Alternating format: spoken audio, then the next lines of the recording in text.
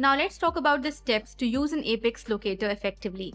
First, preparation. Ensure the tooth is dry and isolated from saliva to get accurate readings. There are few apex locators which can work in wet environment as well, but you have to check your manufacturer's instructions. So it depends on the brand of apex locator you're using. But for the use of most apex locators, the tooth should be dry and isolated from saliva.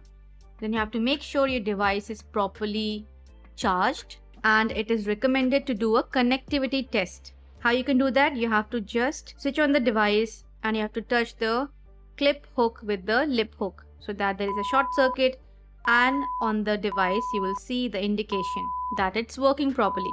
Now insert the file slowly into the canal and stop when you hear the device signal change or see a visual change.